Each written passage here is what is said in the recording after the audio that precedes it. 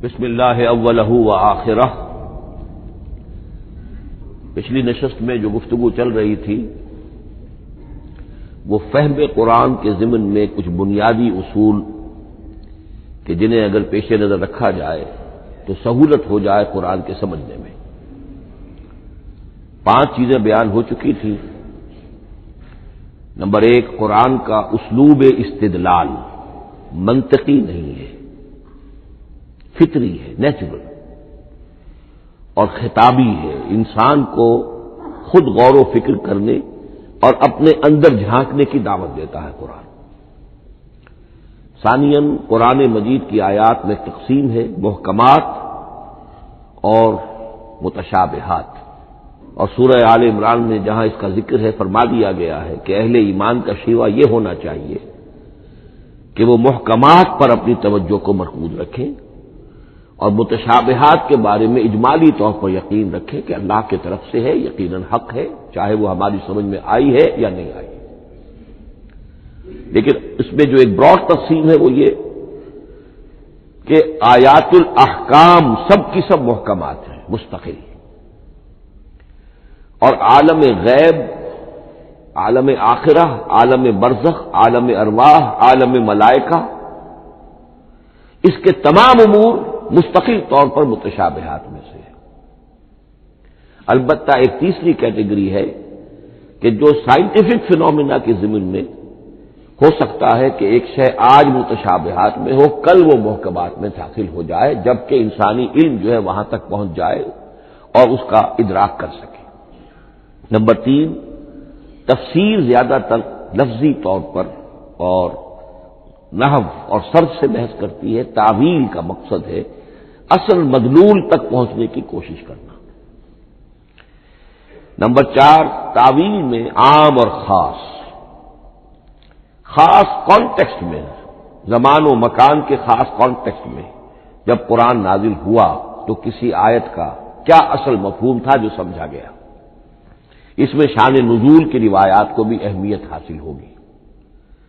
لیکن چونکہ قرآن مجید صرف اس دور کے لیے یا اس علاقے کے لوگوں کے لیے ہدایت نامہ بن کر نہیں آیا تھا، بلکہ پوری نوع انسانی کے لیے تابد الآباد، لہذا اسی میں وہ مضمر ہے، اس میں وہ ہدایت مضمر ہے۔ یہ تعویل عام کر کے آیت کے الفاظ، ان کا در و بست اور آیت کا سیاق و سباق اس کے حوالے سے، اور القرآن یفسر بعضہ بعضا کے حوالے سے یقیناً جو ہے اس میں ابدی ہدایت جو مضمر ہے وہ بھی حاصل کی جا سکتی ہے۔ نمبر 5، تذکر اور تدبر کا فرق۔ یہ دونوں الفاظ قرآن کے ہیں۔ تذکر کے لیے 4 مرتبہ اللہ نے سورہ قمر میں چیلنجنگ انداز میں فرمایا ہے، وَلَقَدْ يَسَّرْنَا الْقُرْآنَ لِلذِّكْرِ فَهَلْ مِن مُّدَّكِرٍ۔ ہم نے قرآن کو ذکر کے لیے، تذکر کے لیے، ہدایت اخذ کرنے کے لیے، بنیادی نصیحت حاصل کرنے کے لیے نہایت آسان بنایا ہے۔ تو ہے کوئی جو اس سے تذکر کرنا چاہے؟ اس تذکر بالقرآن کے لیے صرف یہ کافی ہے کہ انسان عربی زبان سے اتنا واقف ہو کہ اس کا ایک براہ راست مفہوم سمجھتا چلا جائے، اور دوسری شرط لازم ہے نیت کی درستی، طلب ہدایت پیش نظر ہو، اپنے علم کی دھوس جمانا جو ہے وہ مقصود نہ ہو، تو قرآن مجید سے تذکر حاصل ہو جائے۔ تدبر کے اعتبار سے قرآن مجید مشکل ترین کتاب ہے، بلکہ میں نے اس وقت ایک غلط لفظ استعمال کر دیا تھا، دنیا کی مشکل ترین۔ یہ دنیا کی کتاب ہے ہی نہیں، یہ تو مشکل ترین کتاب ہے۔ وہی معنی کہ اللہ تعالیٰ کے علم کامل سے اس کا نزول ہوا ہے، اس علم کا احاطہ کسی انسان کے لیے ممکن نہیں ہے۔ اسی طرح یہ قرآن ایک ایسے سمندر کے مانند ہے جس کا نہ کوئی کنارہ ہے اور نہ ہی اس کی کوئی تہ ہے۔ اس میں پوری زندگیاں کھپانے کے باوجود بھی افلا یتدبرون القرآن، تدبر، لیدبروا آیاتہ ولیتذکر اولو الالباب، یہ 2 اصطلاحات خود قرآن کی ہیں۔ میرا جو کتابچہ ہے مسلمانوں پر قرآن مجید کے حقوق، اس میں میں نے ان پر تفصیل سے بحث کی۔ نمبر 6، 2 اعتبارات سے قرآن مجید پر غور کرنے والے کا ایٹیچیوڈ ایک دوسرے سے بالکل متضاد ہوگا۔ احکام کے حوالے سے ایک طالب علم کا رخ پیچھے کی طرف ہونا چاہیے. اسلاف نے کیا سمجھا، ان سے پہلوں نے کیا سمجھا، ان سے پہلوں نے کیا سمجھا، صحابہ نے کیا سمجھا، یہاں تک کہ اپنے آپ کو محمد الرسول اللہ کے قدموں میں پہنچا دیجیے. دین کا عملی پہلو، حلال اور حرام، جائز و ناجائز، یہ چیزیں آپ کو، یہ نہیں کہ آپ کو نئے زمانے کی وہ جو بھی ریسرچ ہو اس کے حوالے سے اور نئے زمانے کے سائنسی جو حقائق ہیں ان کے حوالے سے بات کریں. دوڑ پیچھے کی طرف ہے گردش ایام، تو پیچھے سے پیچھے، پیچھے سے پیچھے، یہاں تک کہ مصطفیٰ برسا کی شرا کے دی ہماؤس اگر بہو نہ رسیدی تمام مولا. لیکن حکمت، سائنس اس کے حوالے سے آگے بڑھی ہے، آگے سے آگے بڑھی ہے. وہ تو میں عرض کر چکا ہوں کہ وہ جو فینومینا قرآن مجید میں سائنٹیفک مذکور ہیں ان کی اصل حقیقت جو ہے وہ ہمارے اگر اسلاف کو سمجھ میں نہیں آ سکی تو بات سمجھ میں آتی ہے. ابھی اس علم کی سطح ہی اتنی کمزور تھی، اتنی نیچی تھی کہ اس کا ادراک ممکن نہیں تھا. اس میں آگے بڑھیے تو اس میں بالکل متضاد ہو گیا کہ ایک میں زمانے کا ساتھ دینے کی بجائے زمانے سے بھی آگے چلو، اور ایک میں پیچھے پیچھے پیچھے پیچھے، یہاں تک کہ محمد الرسول اللہ والذین معہ، محمد الرسول اللہ والذین معہ، ان کے قدموں تک اپنے آپ کو پہنچا دو. آخری شے فہم قرآن کے ضمن میں، لیکن یہ last but not the least کے مصداق ہے. یہ بات بہت صراحت کے ساتھ مولانا مودودی نے لکھی ہے تفہیم القرآن کے مقدمے میں، اور بہت اہم بات ہے، بہت اہم بات. اور وہ یہ ہے کہ قرآن مجید ایک ایسی کتاب نہیں ہے جسے کوئی محقق اور ریسرچ اسکالر اپنی لائبریری میں بیٹھ کر اور ریفرنس بک سامنے رکھ کر ادھر سے ادھر اور سمجھ لے. اس کے سمجھنے کا کی شرط لازم یہ ہے کہ جو یہ راستہ دکھاتا ہے اس پر چلنا شروع کرے. ایک ایک قدم کے بعد قرآنی حقائق مزید منکشف ہوں گے اور مزید منکشف ہوں گے اور مزید منکشف ہوں گے. جب تک قرآن مجید کے بتائے ہوئے راستے پر آدمی چلے گا نہیں، قرآن کی اصل حقیقت اس پر کبھی منکشف نہیں ہوگی. چاہے تفسیر لکھ دے، وہ تو لفظوں کی بحث ہے، صرف اور نحو ہے یا روایات ہے، وہ جمع کر دیجیے. لیکن یہ کہ قرآن مجید کا صحیح فہم عمل کے بغیر ممکن ہے. جیسے قرآن مجید میں آتا زادتہم ایمانا، ایمان بڑھتا ہے، عمل کے ذریعے سے ایمان بڑھتا ہے. میں اس میں ایک شے کا اضافہ کر رہا ہوں. میرے نزدیک قرآن مجید مینول آف ریولیوشن، محمد عربی صلی اللہ علیہ وسلم نے ایک عظیم انقلاب برپا کیا دنیا میں، اور ایک انقلابی جد و جہد کی ہے. دعوت کے قبول کرنے والوں کو منظم کرنا، ان میں سم و طاعت کی عادت پیدا کرنا، پھر ان میں تن من دھن قربان کرنے کا جذبہ پیدا کرنا، پھر ان کا تزکیہ کرنا، ان کی تربیت. پھر جب وہ تیار ہو جائیں تو باطل سے ٹکر، اور اس میں پھر جہاد اور قتال کے مراحل، تاکہ انقلاب آ گیا. اور یہ کہ جاء الحق وزهق الباطل ان الباطل کان زهوقا. اس جد و جہد کے ہر مرحلے پر قرآن نازل ہو رہا ہے، جو اس مرحلے کے جو مسائل ہیں، جو اس مرحلے کے پرابلمز ہیں، جو اس مرحلے کی مشکلات ہیں، ان سے بحث کر رہا ہے. اب اگر کوئی فرد یا کوئی گروہ اس پروسیس میں وہ داخل ہی نہیں، وہ سمجھ ہی نہیں سکتا کہ یہ جو بات کہی جا رہی ہے اس کا اصل محل کیا ہے، مقام کیا ہے، کیوں کہی جا رہی ہے، وہ تو جب اسی قسم کی انقلابی جد و جہد میں کوئی خود مبتلا ہوگا تو اسے معلوم ہوگا کہ یہ تھی وہ مشکل، یا یہ تھا وہ مسئلہ، یا یہ تھا وہ مرحلہ جو اس وقت کی جو جد و جہد تھی محمد الرسول اللہ والذین معہ کی، کہ اس وقت یہ آیات نازل ہوئی. اس طریقے سے مینول آف ریولیوشن میں کہا کرتا ہوں، کیونکہ ہماری جو طب کی تعلیم ہوتی ہے ان میں مینول آف ڈسیکشن، سب سے پہلے جو ہے اناٹمی پڑھائی جاتی ہے اور ڈیڈ باڈی کی ڈسیکشن ہوتی ہے، تو مینول آف ڈسیکشن جو ہے وہ پہلی کتاب ہوتی ہے جو ہمیں ملتی ہے۔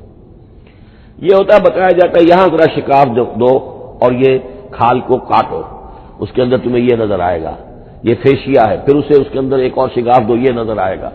بالکل اسی طریقے سے قرآن مجید کی انگلی پکڑ کر اگر آپ چلیں گے تو پھر درجہ بدرجہ قرآن آپ پر منکشف ہوتا چلا جائے گا۔ اور اگر آپ نے اسے صرف ایک اکیڈمک ایکسرسائز بنا لیا، ایک علمی بات ہے، اس سے آگے کچھ نہیں، تو قرآن مجید کا جو اصل لب لباب ہے، جو اصل اس کا جوہر ہے، وہ کبھی منکشف نہیں ہوگا۔ اب آئیے ایک اہم موضوع، اعجاز قرآن کے وجوہ کیا ہے۔ پہلی بات تو یہ سمجھ لیجئے کہ قرآن مجید کی حقانیت پر بنیادی طور پر دو قسم کی دلیلیں ہیں۔ ایک دلیل خارجی ہے، خارجی دلیل محمد الرسول اللہ صلی اللہ علیہ وسلم کی شخصیت اور آپ کا کارنامہ، الصادق الامین، قد لبثت فیکم عمرا، میں تمہارے مابین ایک عمر گزار چکا ہوں، تم نے مجھے دیکھا، میرا کردار دیکھا، تم نے خود مجھے الصادق اور الامین کا جو ہے خطاب دیا، تو خود حضور کی شخصیت دلیل ہے قرآن مجید کی حقانیت پر۔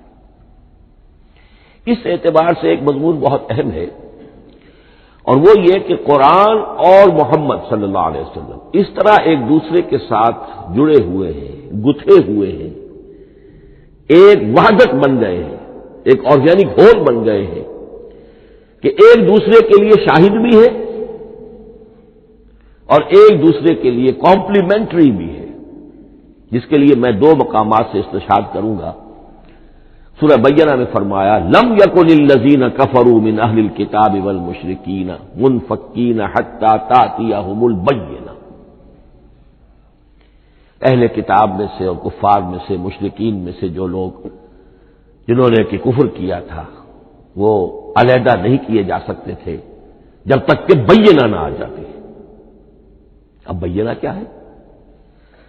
رسول من اللہ یتلو صحفا مطہرۃ فیہا کتب قیمہ، بینہ دو چیزوں سے مل کر بنی، رسول من اللہ یتلو صحفا مطہرۃ فیہا کتب قیمہ، رسول اور قرآن مل کر بینہ ہے، رسول کی شخصیت بین ہے، اور یہ قرآن مجید کے لیے دلیل ہے۔ دوسری طرف قرآن مجید محمد کی رسالت کا ثبوت ہے، جیسے کہ آپ دیکھتے ہیں یاسین والقرآن الحکیم انک لمن المرسلین، والقرآن الحکیم، قسم ہے اس قرآن حکیم کی، یعنی یہ قرآن حکیم گواہ ہے، شاہد عادل ہے کہ اے محمد آپ اللہ کے رسول ہیں۔ محمد کی شخصیت حقانیت قرآن پر دلیل ہے، قرآن محمد کی رسالت پر دلیل ہے، ایک دوسرے کے شاہد۔ دوسرا مقام سورۃ طلاق کا ہے، قد انزل الیکم ذکرا، دیکھو لوگو اللہ نے تمہارے لیے یاد دہانی ذکر نازل کر دیا ہے۔ وہ یاد دہانی کیا ہے؟ رسولا یتلو علیکم آیات اللہ مبینات، اللہ کا ایک رسول جو تمہیں پڑھ کر سنا رہا ہے اللہ کی آیات بینات، یہ دونوں چیزیں مل کر بینہ بنا، دونوں چیزیں مل کر ذکرا بنا۔ اس حوالے سے یہ دونوں چیزیں ایک دوسرے کے ساتھ یوں سمجھیے کہ اس طریقے سے گتھی ہوئی ہیں، دونوں حقیقتیں اس طرح جمع ہیں کہ ایک دوسرے سے جدا نہیں کی جا سکتی۔ اگلی بات یہ سمجھیے کہ قرآن مجید محمد الرسول اللہ کا اصل معجزہ، بلکہ اس سے آگے بڑھ کر ایک لفظ استعمال کروں گا، واحد معجزہ ہے۔ آپ شاید حیران ہو کہ اور بھی تو معجزات بیان ہوتے ہیں حضور کے، لیکن میری بات سمجھیے، غور کیجیے، ان واقعات سے مجھے انکار نہیں ہے، لیکن جو بات میں کہنا چاہتا ہوں اس کو اچھی طرح سمجھیے۔ معجزہ کہتے کسے؟ معجزہ عاجز کر دینے والی شے۔ اس معجزے میں دو چیزیں ہونی لازم ہیں، دعویٰ اور تحدی، چیلنج۔ جبکہ کوئی خرق عادت کوئی شے پیدا ہو جائے، خرق عادت اسے کہتے ہیں کہ فزیکل لا ایک ہے، پانی، واٹر کیپس اٹس سرفیس، حضرت موسیٰ کا عصا اس پر لگا اور سمندر پھٹ گیا، خرق عادت ہے، یعنی جو عادی قانون ہے، عام طور پر جو قوانین طبعیہ ہیں ان کا پھٹ جانا، ختم ہو جانا، ٹوٹ جانا، اور کسی حقیقت کا اس میں سے ظاہر ہو جانا جو ان فزیکل لاز کے خلاف۔ آگ کے بارے میں قانون کیا ہے؟ وہ جلاتی ہے، لیکن یہ کہ یہ معجزہ ہے، یہ خرق عادت ہے کہ حضرت ابراہیم آگ میں ڈالے گئے، اسے نہیں جلائے، یا نارو کونی بردن و سلام علی ابراہیم۔ تو خرق عادت کو اب دو قسموں میں آپ سمجھیے۔ ایک خرق عادت وہ ہے جو دعوے کے ساتھ پیش کیا جائے اپنی صداقت، اپنی رسالت کی حقانیت اور صداقت کے ثبوت کے طور پر، اور اس میں چیلنج کیا جائے کہ آؤ مقابلہ کر لو، وہ اس رسول کا اصل معجزہ ہوتا ہے۔ ایک خرق عادت وہ ہے جو اللہ تعالیٰ اپنے نیک بندوں کی بزرگی کو ظاہر کرنے کے لیے، غیر انبیاء کے لیے بھی کرامات جنہیں ہم کہتے ہیں ہو جاتی ہے۔ بہت سے صحابہ سے وہ کرامات ثابت ہے۔ حضرت عمر رضی اللہ تعالی عنہ کو شام کا میدان جنگ دکھا دیا گیا، یا ساریۃ الی الجبل کے الفاظ آپ نے فرمائے۔ ابھی تو ٹیلی ویژن کہیں نہیں تھا، ابھی یہ سارے وسائل و ذرائع موجود نہیں تھے، یہ خرق عادت ہے۔ غیر نبی کے لیے اسے ہم کہیں گے کہ یہ کرامات ہے۔ نبی کے لیے لفظ معجزہ اختیار کر لیا جاتا ہے، لیکن معجزہ اس کو نہیں کہنا چاہیے، اصل میں یہ بھی نبی کے لیے کرامات کے درجے کی شے ہے جو اس سے بلند ہے۔ معجزہ وہ ہے جسے کوئی نبی دلیل کے طور پر پیش کرے اور اس پر چیلنج کرے کہ آؤ اور مقابلہ کرو۔ مثلا حضرت موسیٰ علیہ السلام کو دو معجزے دیے گئے، اور اس میں سے جو سانپ بن جانا تھا لاٹھی کا، وہ معجزہ ہے جس پر چیلنج بھی آیا اور ساحروں سے مقابلہ بھی کیا، اور ساحر شکست کھا گئے، عاجز آ گئے۔ القی السحرۃ ساجدین، وہ سارے جادوگر جو ہے فوری طور پر بے اختیار سجدے میں گر گئے۔ آمنا برب موسیٰ و ہارون، ہم ایمان لے آئے موسیٰ اور ہارون کے رب پر۔ یہ معجزہ ہے۔ اس معنی میں محمد الرسول اللہ صلی اللہ علیہ وسلم کا معجزہ صرف قرآن حکیم۔ قرآن مجید میں آپ سورہ انعام میں بھی دیکھیں گے بہت ہی شدت کے ساتھ، سورہ بنی اسرائیل میں دیکھیں گے بڑی تفصیل کے ساتھ معجزے طلب کیے گئے۔ آپ اس مکے کی سرزمین میں ابھی ہمارے دیکھتے ہی دیکھتے چشمہ نکال دیجیے، ہم مان لیں گے آپ اللہ کے رسول ہیں۔ آپ ہماری نگاہوں کے سامنے آسمان پر چڑھ کر دکھائیے، پھر وہاں سے کتاب لے کر اتریے، پھر ہم سمجھ لیں گے آپ اللہ کے رسول ہیں۔ آپ کے لیے چشم زدن میں کوئی محل سونے کا چاندی کا تیار ہو جائے، مان لیں گے آپ کو اللہ کے رسول ہیں۔ آپ اس بے آب و گیا وادی میں فوراً ایک باغ جو ہے اپنے لیے بنا کے دکھا دیں، مان لیں گے کہ آپ اللہ کے رسول ہیں۔ ایسے تمام مطالبات پر اللہ تعالیٰ کی طرف سے کوڑا جواب ملا، اللہ اس قسم کی کوئی شے نہیں دکھائے گا۔ بلکہ سورہ انعام جب ہم پڑھیں گے وہاں تو بہت سی واقعہ یہ ہے کہ اس کو پڑھ کر رقت طاری ہوتی ہے کہ ایک موقع پر ایسا محسوس ہوتا ہے کہ حضور صلی اللہ علیہ وسلم کی طبیعت مبارکہ میں یہ خیال پیدا ہو گیا کہ اللہ کو ایسی شے کو دکھائی دی جائے تاکہ چپ تو ہو جائے، نہ بھی مانیں گے چپ تو ہوں گے، ورنہ تو عوام کے سامنے ان کی دلیل مجھ پر قائم ہو رہی ہے کہ بھائی یہ رسالت کے مدعی ہے، ہم کہتے ہیں معجزہ دکھاؤ، معجزہ نہیں دکھاتے، تو پوزیشن میری جو ہے کمزور ہو رہی ہے۔ وہاں جس انداز میں اللہ نے کہا ہے ہرگز نہیں، اے نبی اگر آپ کے اختیار میں ہے تو کہیں آسمان پر سیڑھی لگا لیجئے یا زمین میں سرنگ لگا کے کوئی معجزہ لا سکتے ہو تو لے آئیے، ہم نہیں دکھائیں گے۔ رقت طاری ہوتی ہے۔ تو حضور کا معجزہ اس معنی میں صرف ایک ہے اور وہ قرآن ہے۔ اچھا، اس کے لیے کیسے کیسے چیلنج کیے گئے؟ ام یقولون تقولہ بل لا یؤمنون فلیاتوا بحدیث مثلہ ان کانوا صادقین، سورۃ الطور۔ کیا ان لوگوں کا کہنا یہ ہے کہ یہ کلام خود محمد نے موضوع کر لیا ہے صلی اللہ علیہ وسلم؟ تو اگر ایسی بات ہے تو وہ بھی ایسا ہی کلام پیش کر دیں۔ تحدی، اس چیلنج کو کوئی قبول نہیں کر سکا۔ کم سے کم اس شرافت کا اقرار کرنا پڑتا ہے کہ اس وقت عرب قوم میں یہ شرافت تھی کہ کسی نے اٹمپٹ بھی نہیں کی، ورنہ کوئی شخص الٹی سیدھی عبارت لکھ کر لے آتا اور کھڑا ہو کر کہہ دیتا کہ ٹھیک میں کہتا ہوں یہ ہے، یہ قرآن کی طرح کا کلام ہے، نہیں، کسی نے نہیں کیا۔ تاریخ یہ بتاتی ہے کہ اس تحدی کا کوئی کسی نے قبول نہیں کیا۔ اسی طرح فرمایا سورہ بنی اسرائیل میں قل لئن اجتمعت الانس والجن على ان ياتوا بمثل هذا القرآن لا ياتون بمثله ولو كان بعضهم لبعض ظهيرا، چیلنج ہے، اے نبی کہہ دیجئے اگر تمام انسان تمام جن مل کر بھی چاہے کہ ایسی کوئی کتاب وہ مرتب کر لے، نہیں کر سکیں گے، چاہے وہ سب کے سب ایک دوسرے کی مدد کریں، ہے کہ نہیں چیلنج۔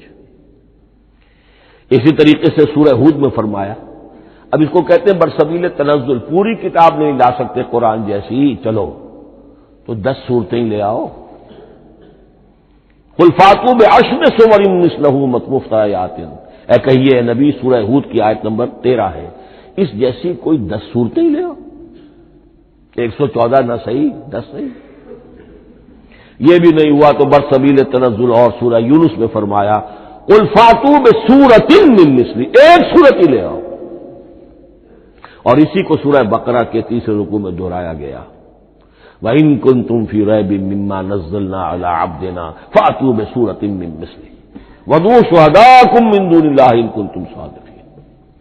لیکن نوٹ کر لیجئے کہ کسی نے یہ جرأت نہیں کی، نہ قرآن کے اس دعوے کو چیلنج کیا، نہ کسی نے مقابلے کی کوشش کی، نہ کوئی اپنی کوئی تصنیف و تالیف یا اپنا کوئی کمپوزیشن لا کر اور یہ دعویٰ کر کے کھڑا ہوا کہ جمع کر لیجئے، منصف بلا لیجئے، کوئی کمیشن بٹھا لیجئے، میرا یہ کلام بھی بالکل ہم وزن ہے اس کلام کی، نہیں۔ اب ہمیں دیکھنا یہ ہے کہ وجوہ اعجاز قرآن مجید کے کیا کیا ہے۔ معجزہ تو یہ ہے، حضور کا اصل معجزہ یہ ہے، لیکن معجزہ کس کس پہلو سے ہے؟ یہ ایک ایسا موضوع ہے کہ جس پر پوری تصانیف لکھی گئی ہے، وجوہ الاعجاز، وجوہ اعجاز القرآن، قرآن کے معجزہ ہونے کے کون کون سے پہلو ہیں۔ اس کا واقعہ یہ ہے کہ احسان ناممکن ہے، اور جیسے جیسے زمانہ آگے بڑھے گا اس کے اور پہلو واضح ہوتے جائیں گے، سنوریہم آیاتنا فی الآفاق وفی انفسہم حتی یتبین لہم انہ الحق۔ لیکن یہ کہ کس کس پہلو سے یہ معجزہ ہے، چند موٹی موٹی باتیں ضرور سمجھ لیجئے۔ لغت، ادب، فصاحت، بلاغت، عذوبت، مٹھاس، اس کے اعتبار سے قرآن معجزہ ہے، لیکن اس اعتبار سے قرآن معجزہ ہے یا تو تھا اپنے زمانے کے عربوں کے لیے، غیر عرب کے لیے تو نہیں تھا۔ غیر عرب جو ہے قرآن مجید کی جو بھی فصاحت و بلاغت ہے، اس کا جو لٹریری بیوٹی ہے، اس کو تو وہ اپریشیٹ نہیں کر سکتا تھا۔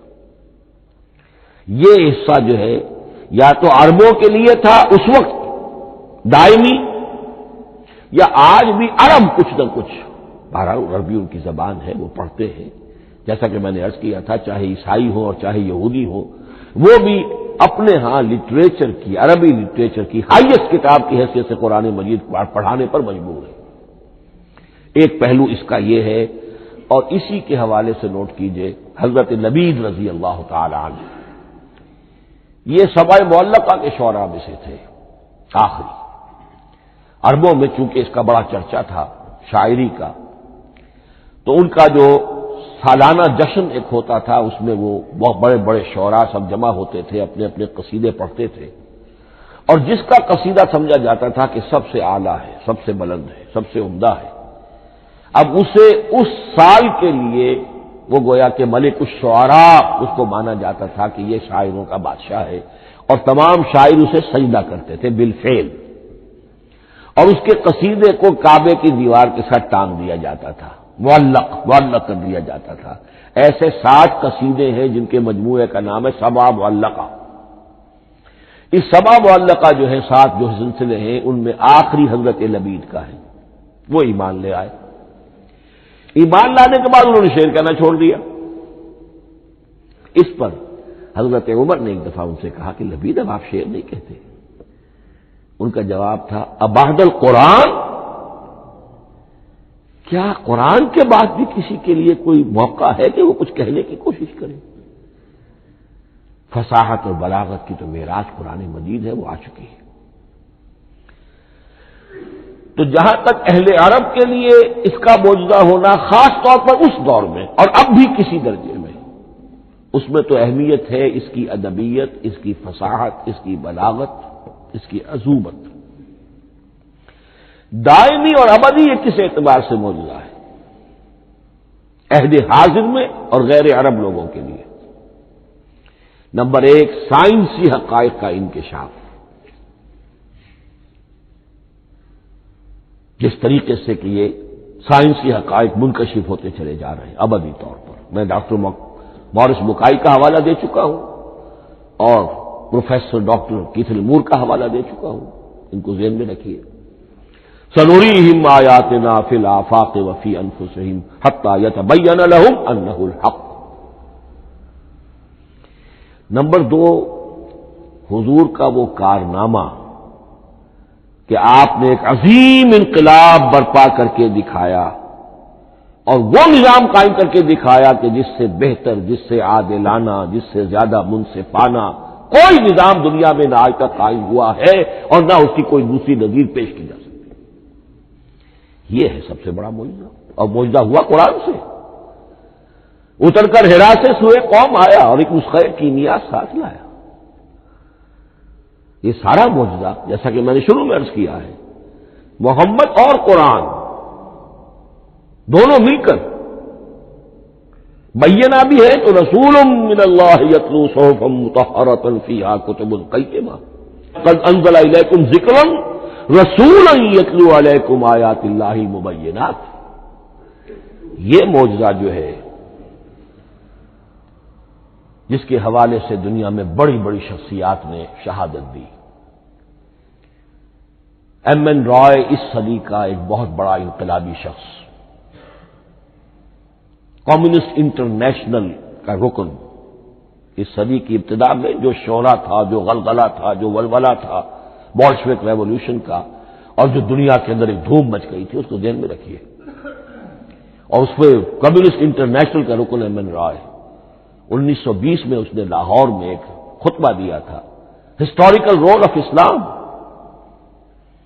اور اس نے کہا تھا تاریخ انسانی کا عظیم ترین انقلاب وہ ہے کہ جو محمد نے برپا کیا صلی اللہ علیہ وسلم۔ آج بھی یہ کتاب بھارت میں چھپتی ہے، بامبے کا ایک پبلشر شائع کرتا ہے، historical role of Islam by M N Roy. پھر آگے چلیے، ایچ جی ویلز اگرچہ انتہائی رقیق حملے کرتا ہے حضور کی زندگی کے بعض پہلوؤں پر، جیسے رشدی نے کیے ہیں یا جیسے تسلیمہ نسرین ایک بنگالی خاتون نے کیے ہیں، اسی طرح کے حملے کیے اس نے بھی۔ اور یہ اس لیے بتا رہا ہوں کہ یہ اسٹیبلش ہو جائے کہ وہ دوست نہیں ہے، دشمن ہے۔ عربی کا ایک مقولہ یہ ہے کہ الفضل ما شہدت بہ الاعداء، اصل فضیلت تو اس شے کی ہے جس کی گواہی دشمن دے۔ دوست تو تعریف کریں گے، قابل تعریف شے کی بھی تعریف کریں گے، بڑھ چڑھ کر کریں گے۔ یہ بھی ہو سکتا ہے کسی قابل مذمت شے کی بھی تعریف کر بیٹھے، دوست تو ہوئے۔ دشمن جو ہے وہ تو ظاہر بات ہے اسی بات کو مانے گا کہ جس میں کسی شک و شبہ کی گنجائش نہ ہو۔ اس لیے میں نے عرض کیا کہ دشمن ہے، رقیق حملے کرتا ہے، لیکن آخر میں جب آتا ہے concise history of the world میں چیپٹر جو ہے حضور پر، اس میں خطبہ حجۃ الوداع کا وہ حوالہ دیتا ہے، لا فضل لعربی علی عجمی ولا لعجمی علی عربی ولا لاحمر علی اسود ولا لاسود علی احمر الا بالتقوی۔ اور پھر لکھتا ہے کہ اگرچہ انسانی حریت و اخوت و مساوات کے واعظ تو پہلے بھی بہت کہے گئے تھے، یہاں تک کہ مسیح ناصری حضرت عیسیٰ علیہ السلام کے ہاں بھی ہمیں بڑے واعظ ملتے ہیں، لیکن یہ ماننا پڑتا ہے کہ تاریخ انسانی میں پہلی مرتبہ ان اصولوں پر ایک انسانی معاشرہ قائم کر کے دکھایا محمد نے صلی اللہ علیہ وسلم۔ Although the sermons of human freedom, fraternity and equality were said before also, and we find a lot of them in Jesus of Nazareth, but it must be admitted that it was Muhammad sallallahu alayhi wa sallam who established for the first time in history a society based on these principles. اسی طرح کی گواہی آج سے تقریباً 20 سال پہلے امریکہ کے ڈاکٹر مائیکل ہارٹ نے دی. A selection and gradation of the 100 most influential personalities of human history.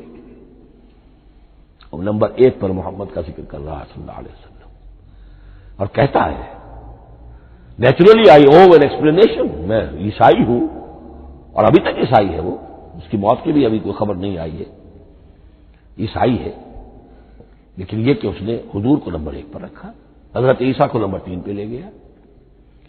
تو naturally I owe an explanation, اور پھر ایکسپلینیشن دی ہے this is because he is the only person supremely successful in both the religious and secular fields. یہ دونوں میدان جو ہے مذہب اور روحانیت اور دوسری طرف سیاست اور حکومت اور ریاست، ان دونوں میدانوں میں بیک وقت انتہائی کامیاب انسان صرف ایک ہے، اور وہ محمد ہے صلی اللہ علیہ وسلم. یا تو آدمی اس میں اونچا ہوتا ہے، روحانیت میں ہے، دین میں ہے، اخلاق میں ہے، تو سیاست اور ریاست میں زیرو ہوگا. یا کوئی بہت بڑا بادشاہ ہے، بڑا حکمران ہے، بڑا فاتح ہے، سکندر اعظم ہے، تو وہ اخلاقیات میں اور روحانیات میں زیرو نہیں، مائنس ہوگا. یہ معاملہ کہ دونوں میں this is because he is the only person supremely successful in both the religious and secular fields. لیکن یہ بات نوٹ کر لیجئے کہ جو تازہ ایڈیشن ہے اس کتاب کا، اس میں سے یہ پیسج نکال دیا ہے نئے جو ایڈیٹرز ہیں انہوں نے. اس کے لیے آپ کو کسی پرانے ایڈیشن سے رجوع کرنا پڑے گا، concise history of the world, اور وہ لائبریریوں میں مل جائے گا. علامہ اقبال نے اس بات کو یوں بیان کیا ہے، ہر کجا بینی جہان رنگ و بو، کہ از خاکش بروید آرزو، یاد نور مصطفیٰ اورا بہاس، یا ہنود اندر تلاش مصطفیٰ. اس دنیا میں تمدن کے اعتبار سے، اخلاق کے اعتبار سے، معاشرت کے اعتبار سے کہیں کوئی خوبی اگر تمہیں نظر آتی ہے، کوئی رمق نور کی، خوبی کی، بھلائی کی، رنگ و بو، جان لو کہ یا تو وہ نور محمدی سے مستعار لی گئی ہے، اور یا ابھی تک انسان ابھی محمد کی تلاش میں ہے، ادھر جا رہا ہے، قافلہ ادھر جا رہا ہے، نو انسانی کا چاروں ناچار ادھر جا رہا ہے.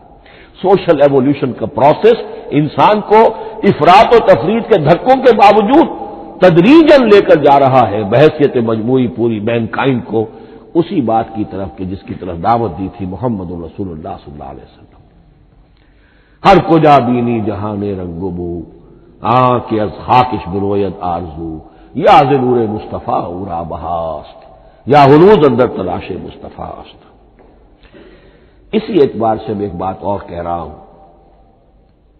اس پہلو سے واقعہ یہ ہے کہ میرے نزدیک اس دور میں اعجاز قرآن کی سب سے بڑی نمائندہ شخصیت، اعجاز قرآن کا سب سے بڑا مظہر علامہ اقبال کی ذات ہے. 20ویں صدی کا مفکر، فلسفی، مشرق و مغرب کے فلسفے پڑھ چکا، قدیم اور جدید فلسفہ سب کا مطالعہ کیا، اور اس کے بعد اس کو قرآن کی حقانیت پر جو یقین نظر آیا ہے، قرآن کی عظمت جس طرح اس پر منکشف ہوئی ہے، وہ واقعہ یہ ہے کہ مجھے کم سے کم اپنی محدود معلومات کی حد تک عظمت قرآن کا وہ انکشاف کسی دوسرے شخص پر نظر نہیں آتا.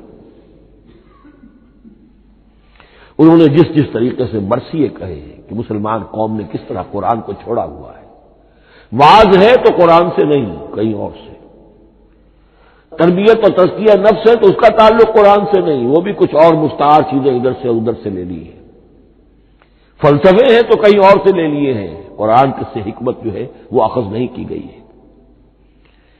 کیسی کیسی انہوں نے عظمت قرآن کا جو انکشاف ان پر ہوا اس کی تعبیر کی ہے. کتاب زندہ قرآن حکیم، حکمت او لا یزا نست و قدیم، حرف اورا رہے نئے، تبدیل نئے، آیا شرمندہ تعویل نئے فاش گویا ماں کے در دل مضمر است یہ کتابیں نیز چیزیں دیگر است مثل حق پنہاؤ ہم پیداستو زندہ و پائندہ و گویاستو چوں بجاں در رفت جہاں دیگر شود جہاں چوں دیگر شد جہاں دیگر شود. میں اس میں خاص طور پر دو اشعار آپ کو اس کو سنانا چاہتا ہوں. انہوں نے حضور سے مناجات کرتے ہوئے دو اشعار کہے. اس سے آپ کو اندازہ ہوگا کہ انہیں کتنا یقین تھا کہ میرے سارے فکر کا منبع قرآن حکیم ہے. کہتے ہیں گر دلم آئینہ بے جوہر است. اے اللہ کے رسول صلی اللہ علیہ وسلم اگر میرا دل اس آئینے کے مانند ہے جس میں چمک نہیں ہے. ورب حرفم غیر قرآن مضمر است.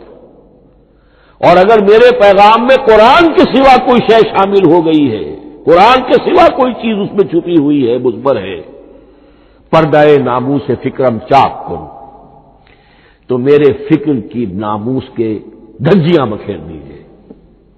پردہ ناموس فکرم چاک کن این خیامہ راز خارم پاک کن. اس شاہراہ کو اس کانٹے سے پاک کر دیجیے. کانٹا میرا میں کانٹے کے مانند ہوں پھر اٹھا کر پھینک دیجیے. روز محشر خار و رسوا کن مرا بے نصیب از بوسہ پاک کن مرا. قیامت کے دن مجھے ذلیل و خوار کیجیے گا اور اپنے قدموں اپنے پائے مبارک کا بوسہ لینے سے محروم کر دیجیے گا. یہ اتنی بڑی بد دعا جو اقبال اپنے آپ کو دے رہا ہے تو کس قدر یقین اسے حاصل ہے کہ اس نے قرآن کی ترجمانی کی ہے. اب آئیے بہت چھوٹے چھوٹے دو اور مضمون ہیں.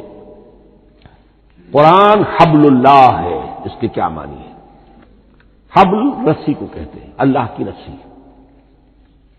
حبل من مسد سورہ لہب میں یہ لفظ آیا ہے. امام راغب نے اس کی تعبیر کی ہے استعیر للوصل ولکل ما یتوصل به الی شیء. یا تو تعلق کو حبل سے استعارہ دیا جاتا ہے. استعارے کے طور پر حبل کا لفظ کسی تعلق کے لیے استعمال ہوتا ہے یا کسی شے تک پہنچنے کا ذریعہ وہ حبل ہے. اب یہ ہمیں لفظ ملتا ہے حضرت علی رضی اللہ تعالیٰ عنہ کی روایت میں هو حبل اللہ المتین. ترمذی میں یہ الفاظ موجود ہیں حضرت علی سے منقول ہے رضی اللہ تعالیٰ عنہ. یہی ہے اللہ کی مضبوط رسی. کیونکہ قرآن مجید میں آتا ہے واعتصموا بحبل اللہ جمیعا تو حبل اللہ کون سی ہے؟ پھر یہ حضرت عبداللہ ابن عمر سے بھی ہے یہ روایت موجود ہے رزین میں هو حبل اللہ المتین. یہ قرآن ہی اللہ کی مضبوط رسی ہے. اللہ سے اب اس کے دو پہلو ہیں. ایک تو یہ کہ یہ اللہ سے جوڑنے والی ہے تقرب اللہ کا ذریعہ ہے. وصول الشیء کسی تو پہنچانے والی شے اس کا سہل ترین اللہ کے تقرب کا سہل ترین ذریعہ مؤثر ترین ذریعہ قرآن حکیم ہے. چنانچہ ترمذی میں حضرت عبداللہ ابن مسعود کا یہ قول موجود ہے القرآن حبل اللہ الممدود من السماء الى الارض. قرآن تو اللہ کی وہ رسی ہے جو تنی ہوئی ہے آسمان سے زمین کی طرف. یہ ترمذی میں تو اصل میں اثر ہے حضرت عبداللہ ابن مسعود کا قول ہے لیکن یہ کہ زید ابن ارقم سے یہ الفاظ جو ہیں مرفوعاً کہ یہ حضور کے الفاظ ہیں یہ بھی منقول ہے. یہ حضور نے فرمایا کہ القرآن حبل اللہ الممدود من السماء الى الارض. اور ایک بڑی پیاری روایت ہے طبرانی کی معجم کبیر میں کہ ایک مرتبہ حضور اپنے حجرے سے برآمد ہوئے مسجد نبوی کے ایک گوشے میں دیکھا کچھ صحابہ بیٹھے ہوئے قرآن سمجھ رہے ہیں سمجھا رہے ہیں پڑھ رہے ہیں مذاکرہ ہے قرآن. آپ کے چہرے پر بڑے بشاشت کے آثار ظاہر ہوئے خوشی کے آثار. آپ چل کر تشریف لائے.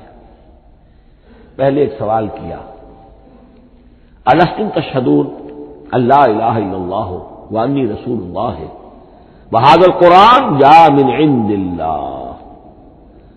کیا آپ لوگ اس کے گواہ نہیں ہیں کہ اللہ کے سوا کوئی معبود نہیں اور میں اللہ کا رسول ہوں اور یہ قرآن خاص اللہ کے پاس سے آیا ہے؟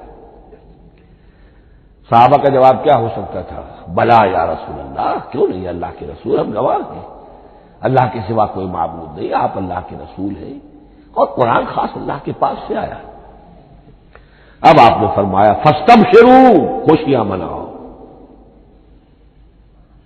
فإن هذا القرآن طرفه بأيديكم وطرفه بيد اللہ، اس لیے کہ یہ قرآن وہ شے ہے کہ اس کا ایک سرا تمہارے ہاتھ میں ہے، ایک سرا اللہ کے ہاتھ میں۔ تو وصول اللہ کا مؤثر ترین طریقہ، تقرب اللہ کا مؤثر ترین طریقہ، سہل ترین طریقہ، شور شوٹ طریقہ وہ قرآن مجید ہے۔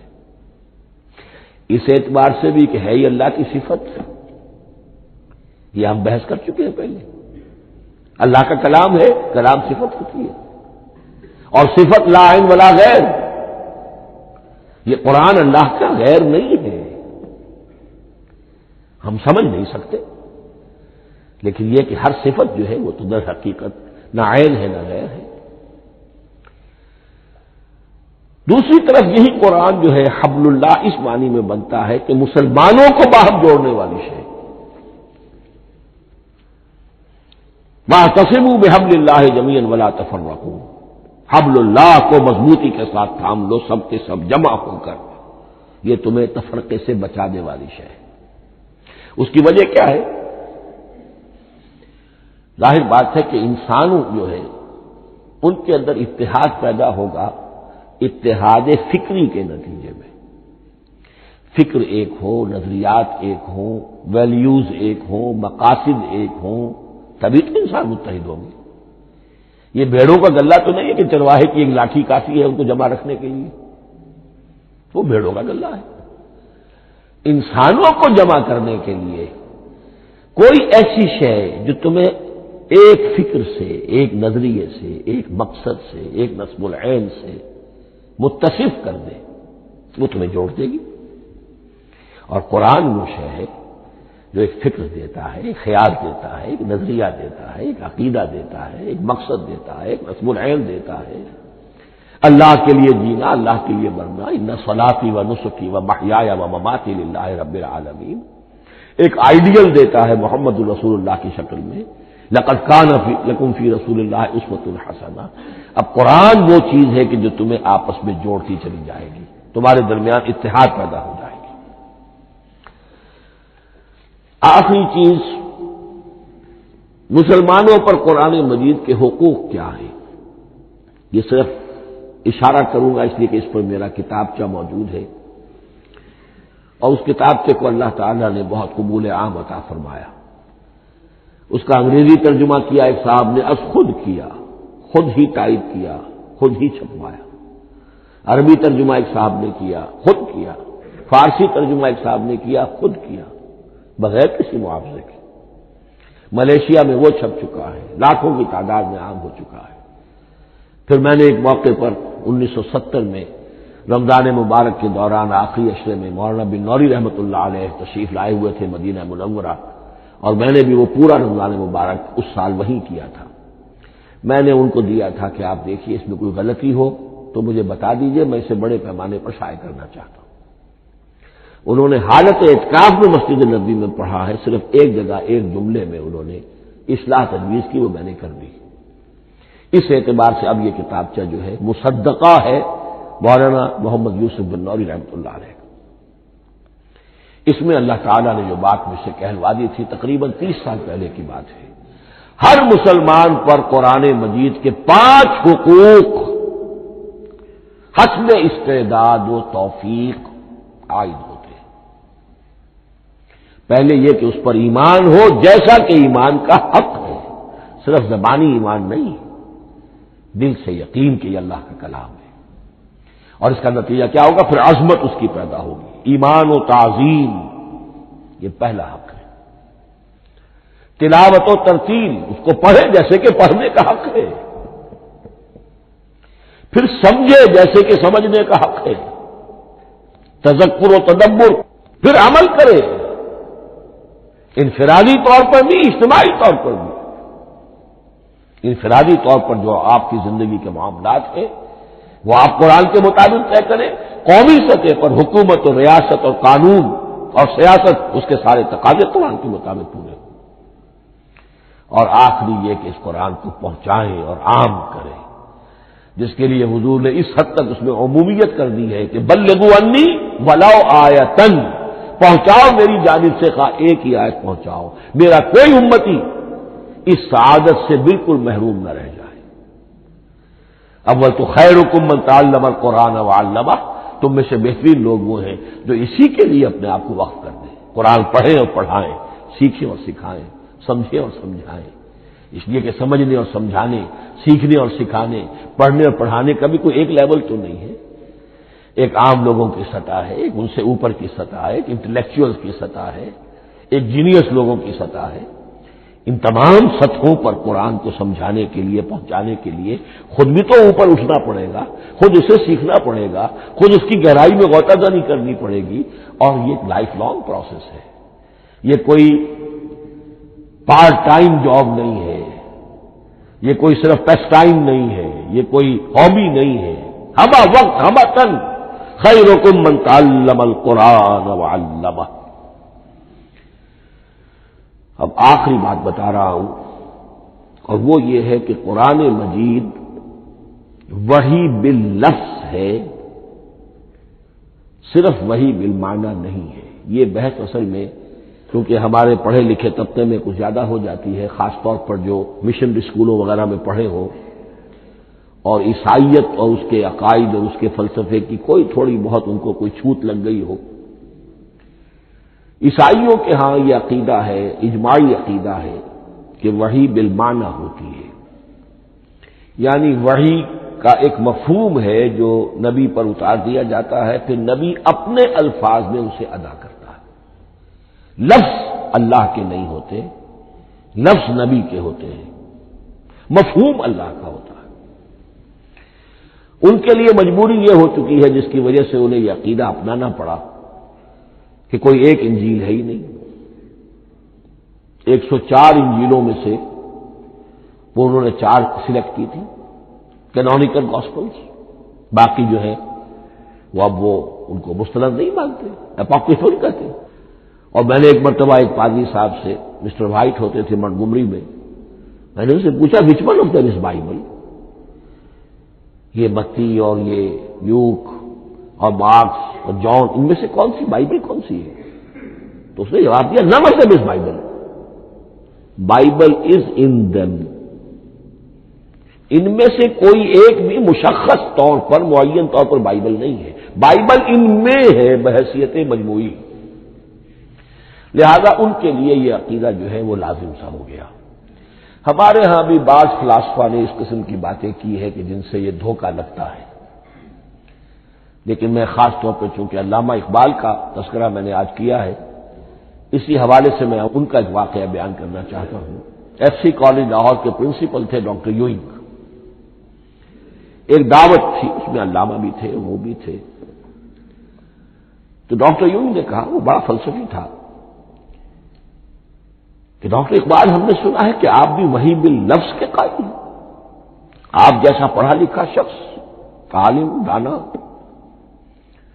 علامہ اقبال نے فرمایا جی ہاں، اور مجھے تو اس کا ذاتی تجربہ ہے، مجھ پر تو جو شعر نازل ہوتے ہیں وہ الفاظ میں ڈھلے ہوئے ہوتے ہیں، میں ان میں تبدیلی کرنا چاہوں تو نہیں کر سکتا۔ تو اگرچہ اس سوال اس جواب کو ہم کہیں گے کہ یہ الاجوبۃ المسکتہ، مسکت چپ کر دینے والا جواب تھا کہ جو علامہ اقبال نے دیا، لیکن ذہن میں رکھیے یہ کہ جو وحی باللفظ ہے وہ ختم ہو چکی محمد رسول اللہ صلی اللہ علیہ وسلم پر، وحی رسالت وحی باللفظ ہے، وہ ختم ہو چکی۔ البتہ الہام، کشف، رویا، القاء، یہ وحی بالمعنی ہے، یہ کوئی ایک شے ہے جو دل میں ڈال دی جاتی ہے، اس کے دروازے آج بھی کھلے ہوئے ہیں۔ اور یہ جان لیجئے قرآن مجید کی حقانیت کا جو اصل ثبوت ہے وہ یہ ہے کہ آپ اسے اپنے باطن کے اندر محسوس کریں۔